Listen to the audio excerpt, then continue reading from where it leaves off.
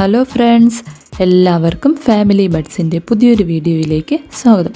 അപ്പോൾ നമുക്കിന്ന് നല്ലൊരു ഹൽവ റെഡിയാക്കിയാലോ. അപ്പോൾ വീഡിയോയിലേക്ക് കിടക്കുന്നതിന് മുമ്പായിട്ട് എൻ്റെ ഈ ചാനൽ ആദ്യമായിട്ടാണ് കാണുന്നതെങ്കിൽ വീഡിയോയുടെ താഴെയുള്ള സബ്സ്ക്രൈബ് എന്നുള്ള ബട്ടൺ ഒന്ന് പ്രസ് ചെയ്തേക്കണേ.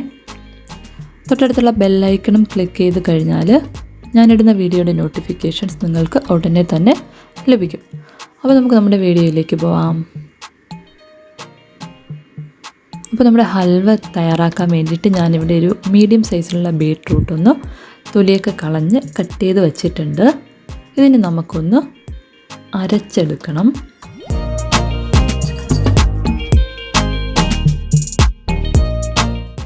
ഇത് കണ്ടില്ല, ഞാനിപ്പോൾ കുറച്ച് വെള്ളവും ചേർത്ത് നന്നായിട്ട് അരച്ചെടുത്തിട്ടുണ്ട്. ഇനി നമുക്ക് നമ്മുടെ ഹൽവ റെഡിയാക്കാം. അപ്പോൾ ഞാനിവിടെ ഒരു പാന് വെച്ച് കൊടുത്തിട്ടുണ്ട് അടുപ്പിൽ. അപ്പോൾ അതിലോട്ട് നമ്മൾ അരച്ച് വെച്ചിട്ടുള്ള ബീട്രൂട്ട് ചേർത്ത് കൊടുക്കണം. ബീട്രൂട്ട് ചേർത്തതിന് ശേഷം നന്നായിട്ടൊന്ന് ഇളക്കി കൊടുത്തുകൊണ്ടേയിരിക്കണം.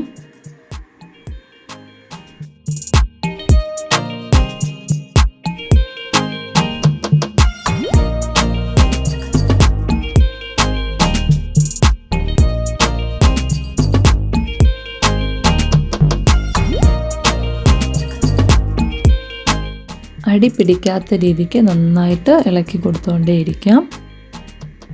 ഇനി നമുക്ക് നമ്മുടെ മധുരത്തിന് ആവശ്യമായിട്ടുള്ള ഷുഗർ ഇതിലോട്ട് ആഡ് ചെയ്ത് കൊടുക്കണം.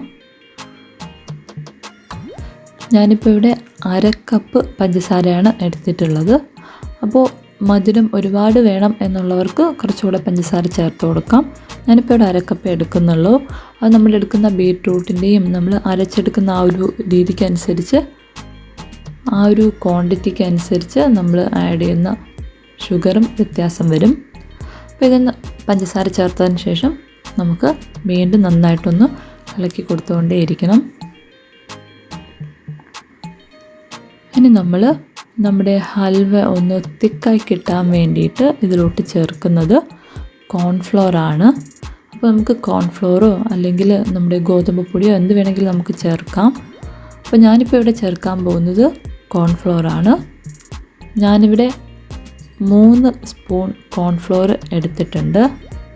ഇതിലോട്ട് കുറച്ച് വെള്ളം ചേർത്ത് നന്നായിട്ട് കട്ടകളൊന്നുമില്ലാതെ നന്നായിട്ടൊന്ന് മിക്സ് ചെയ്തെടുക്കണം. ഇനി ഈ കോൺഫ്ലോർ നമ്മുടെ ബീട്രൂട്ടിലോട്ട് ഒഴിച്ചു കൊടുക്കാം.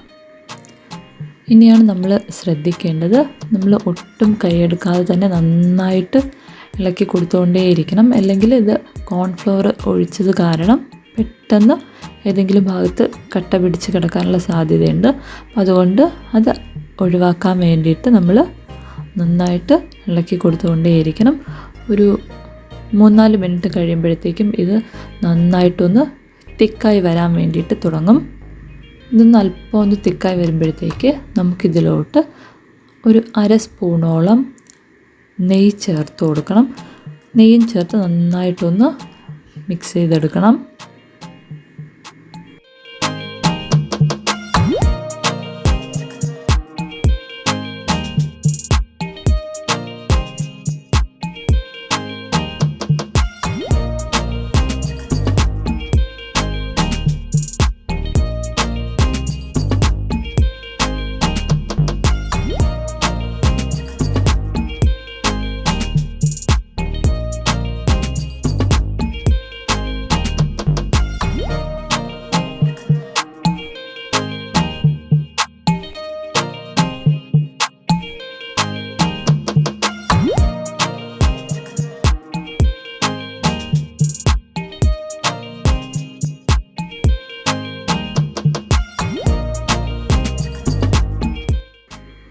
ഞാനിപ്പോൾ ഇവിടെ കുറച്ചുകൂടെ നെയ്യൊന്ന് ചേർത്തെടുക്കാൻ പോകുന്നുണ്ട്.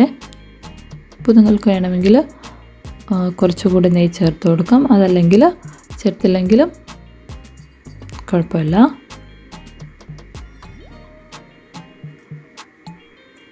നന്നായിട്ടൊന്ന് വീണ്ടും ഇളക്കി കൊടുത്തുകൊണ്ടിരിക്കണം. ഇനി നമ്മുടെ ഈ ഹൽവ ആ പാനിൽ നിന്ന് ഒന്ന് വിട്ട് വരുന്ന ഒരു പരുവം ആകുന്നവരേക്ക് നമ്മൾ ഇതൊന്ന് ഇളക്കി കൊടുത്തുകൊണ്ടേയിരിക്കണം. അതുകൊണ്ടല്ലേ ഇപ്പോൾ നമ്മുടെ ഹൽവ ഏകദേശം ഒന്ന് റെഡിയായി വന്നിട്ടുണ്ട്. നെയ്യൊക്കെ അതിൻ്റെ സൈഡിലൊന്ന് തെളിഞ്ഞ് വന്നിട്ടുണ്ട്. അതുമാത്രമല്ല പാനിൽ നിന്ന് വിട്ട് വന്നിട്ടുണ്ട് നമ്മുടെ ഹൽവ. ഈ ഒരു സമയം നമുക്കിതിലോട്ട് പൊടിച്ച കുറച്ച് നട്ട്സും കുറച്ച് ഏലക്കപ്പൊടിയും കൂടി ചേർത്തൊന്ന് മിക്സ് ചെയ്തെടുക്കാം. ഇത്രയുമായി കഴിയുമ്പോഴത്തേക്ക് നമ്മുടെ ഹൽവ റെഡിയായി കഴിയും. പിന്നെ നമുക്ക് ഫ്ലെയിം ഒന്ന് ഓഫ് ചെയ്ത് വയ്ക്കാം.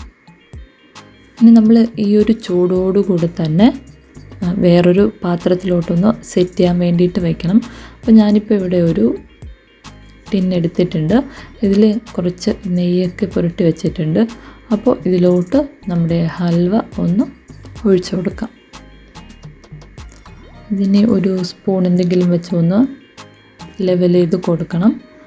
ഇനി ഒരു 10-15 മിനിറ്റ് കഴിയുമ്പോഴത്തേക്കും അപ്പോൾ നമ്മുടെ ഹൽവ റെഡിയായി കിട്ടും. ഇതേണ്ടല്ലേ, ഇപ്പോൾ ഇവിടെ ഞാൻ എല്ലാം സെറ്റ് ചെയ്ത് വെച്ചിട്ടുണ്ട്.